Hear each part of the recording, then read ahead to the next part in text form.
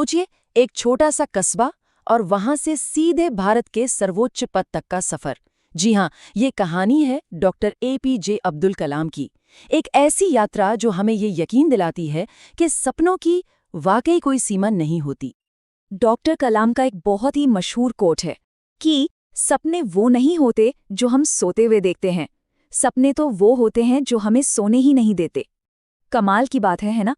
यही एक सोच उनकी पूरी जिंदगी की सबसे बड़ी ताकत थी और आज हमारी इस पूरी कहानी का भी यही केंद्र बिंदु है।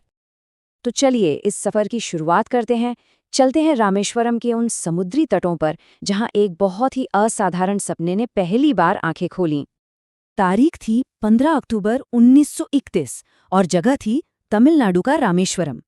यहीं पर एक नाविक जैनुलब्दीन और एक गृहिणी अशियाम्मा के घर कलाम साहब का जन्म हुआ। बचपन बहुत ही सादा था, एकदम सादगी से भरा हुआ, लेकिन ईमानदारी और अनुशासन के जो संस्कार उन्हें मिले ना, उन्होंने उनकी नींव को बहुत ज्यादा मजबूत बना दिया।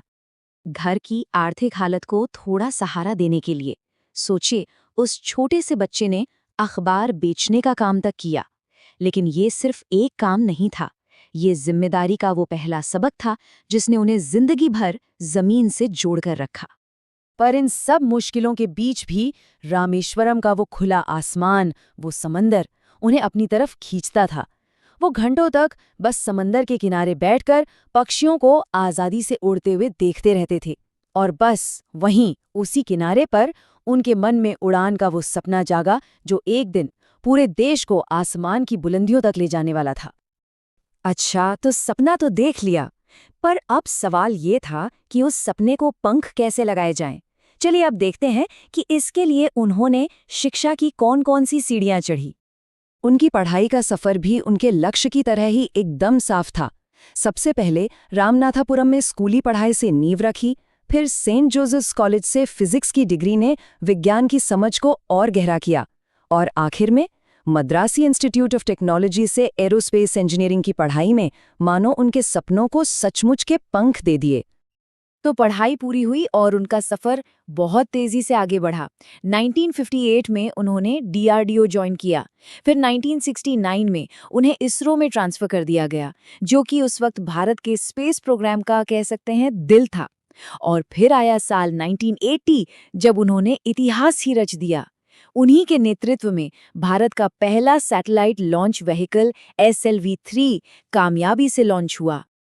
और बस यहीं से उनके करियर का वो चैप्टर शुरू होता है जिसने उन्हें मिसाइल मैन की पहचान दी और भारत की सुरक्षा की तस्वीर को हमेशा हमेशा के लिए बदल कर रख दिया।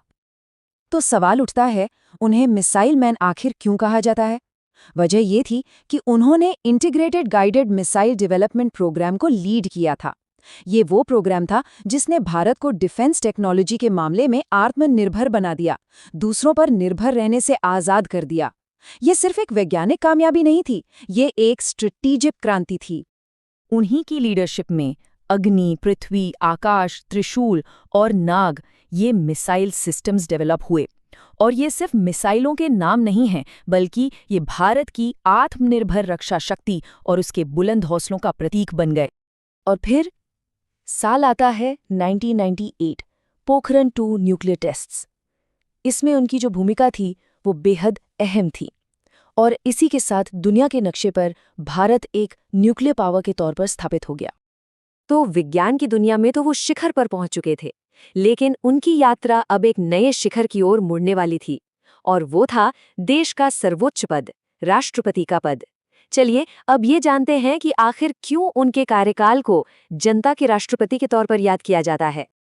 वो बने भारत के 11वें राष्ट्रपति, देश का सबसे ऊंचा पद।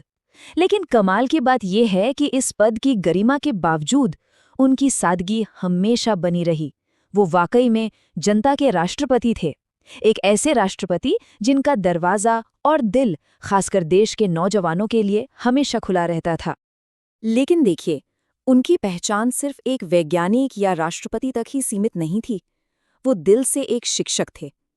अपनी किताबों जैसे विंग्स ऑफ फायर और इंडिया 2020, इनके जरिए उन्होंने अपने विचारों और तजुर्बों को देश के युवाओं तक पहुंचाया। और ये वो किताबें हैं जो आज भी लाखों लोगों को प्रेरणा दे रही हैं।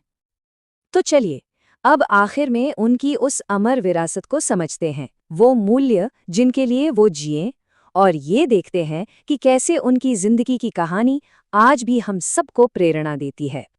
देश के लिए उनके इस असाधारण योगदान को देश ने भी सिर आंखों पर रखा। उन्हें सर्वोच्च सम्मानों से नवाजा गया, पहले पद्म भूषण, फिर पद्म विभूषण और आखिर में भारत का सबसे बड़ा नागरिक सम्मान भारत रत्न। और फिर आई 27 जुलाई 2015 की तारीख। उस दिन वो दुनिया से ठीक वैसे ही विदा हुए जैसे वो जीना चाहते थे, अपना सबसे पसंदीदा काम करते हुए। वो स्टूडेंट्स को एक लेक्चर दे रहे थे, मतलब उन्होंने अपनी आखिरी सांस तक सिखाने और सीखने का सिलसिला जारी रखा। उनकी पूरी जिंदगी अपने आप में एक संदेश है।